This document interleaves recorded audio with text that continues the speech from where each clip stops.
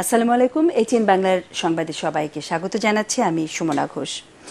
প্রথমবারের মতো টেস্টে পাকিস্তানকে হারিয়ে ইতিহাস গড়ল বাংলাদেশ। রাওয়ালপিন্ডিতে প্রথম টেস্টে টাইগাররা জিতেছে 10 উইকেটে। সফরকারীদের বোলিং তোপে দ্বিতীয় ইনিংসে স্বাগতিক দল অল আউট হয় 146 রানে। তাতে বাংলাদেশের সামনে লক্ষ্য দাঁড়ায় মাত্র 30-এ। জাকির সাদমানের অপরাজিত জুটির জয় নিয়ে মাঠ ছাড়ে লাল সবুজ দলের প্রতিনিধিরা। দেশে বন্যা পরিস্থিতির উন্নতি হয়েছে। নতুন করে কোনো এলাকা প্লাবিত হওয়ার কোনো শঙ্কা নেই বলে জানিয়েছে দুর্যোগ ব্যবস্থাপনা ও ত্রাণ মন্ত্রণালয়। সচিবালয়ের সংবাদ সম্মেলনে এসব তথ্য জানানো হয়।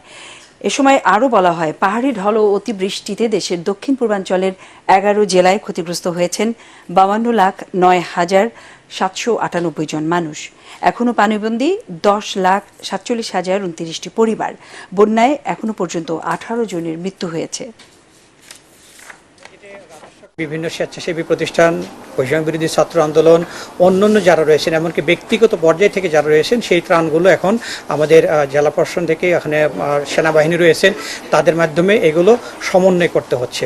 যে কারণে আমরা ত্রাণ সামগ্রী আমরা যাতে করে প্রত্যন্ত এলাকা পর্যন্ত পৌঁছে যায় এবং যারা অনিরাপদ স্থানে রয়েছে তাদেরকে যাতে উদ্ধার করা যায়, সেদিকে আমাদের মনোযোগ বেশি রয়েছে। বন্যার অজুহাতে কেউ মাছ, মাংস, ডিমের দাম অযৌক্তিকভাবে বাড়ালে শাস্তিমূলক ব্যবস্থা নেওয়া হবে বলে হুঁশিয়ারি দিয়েছেন মৎস্য ও প্রাণী সম্পদ উপদেষ্টা ফরিদা আক্তার। সচিবালয়ের সংবাদ সম্মেলনে তিনি জানান, চলমান বন্যায় প্রাথমিকভাবে দুধ ও ডিম সহ প্রাণী সম্পদ খাতের আনুমানিক ক্ষতি 411 কোটি টাকা, আর মৎস্য খাতে প্রাথমিক ক্ষয়ক্ষতির পরিমাণ প্রায় 1,590 কোটি 36 লাখ টাকা।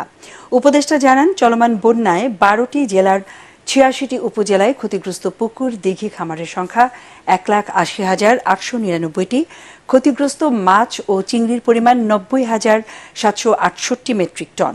ক্ষতিগ্রস্ত মাছের পোনা ও চিংড়ির পোস্ট লার্ভা 3,746 লাখ।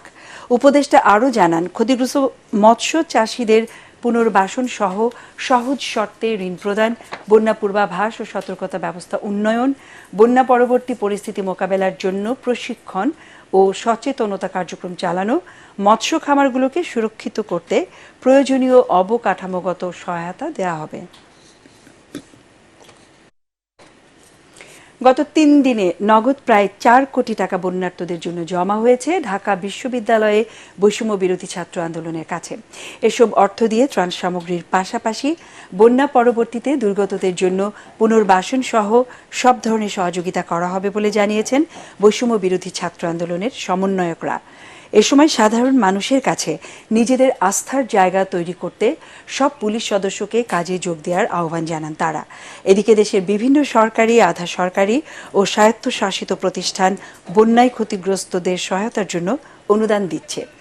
আজ রাষ্ট্রপতির কার্যালয়ের জন ও আপন বিভাগের কর্মকর্তা কর্মচারীদের একদিনের বেতনের সমপরিমাণ অর্থ প্রধান উপদেষ্টার ত্রাণ ও কল্যাণ তহবিলে প্রদান করা হয়েছে।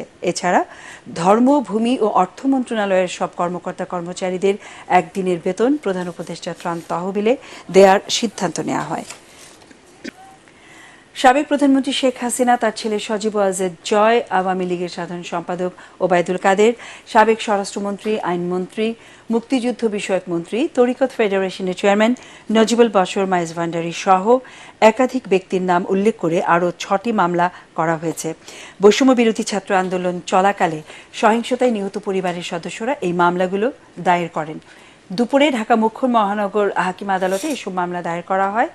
আসামিদের মধ্যে ক্ষমতাচ্যুত প্রধানমন্ত্রী শেখ হাসিনা সহ তার মন্ত্রিপরিষদের একাধিক সদস্যরা রয়েছেন। মামলা দায়ের শেষে সাংবাদিকদের সঙ্গে আইনজীবী ও ভুক্তভোগী পরিবারের সদস্যরা জানান, আওয়ামী লীগ সরকার ক্ষমতায় টিকে থাকতে সাধারণ মানুষকে গুলি করে হত্যা করেছে। এতে তাদের পরিবারের সদস্যরাও মারা গেছে। যত বড় ব্যক্তিই হোক, হত্যাকাণ্ডে জড়িতদের আইনের আওতায় এনে সুষ্ঠু বিচার দাবি করেন তারা।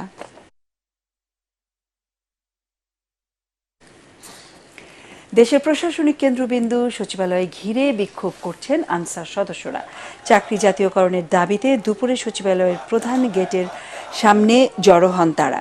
তাদের অনেকেই রাস্তায় অবস্থান নেন, ফলে ওই সড়কে যানবাহন চলাচল বন্ধ হয়ে যায়। সচিবালয়ে যাতায়াত করতে পারছে না কোনো যানবাহন। গত কয়েকদিন ধরেই রাজধানীর বিভিন্ন স্থানে এ ধরনের বিক্ষোভ করছেন আনসার সদস্যরা।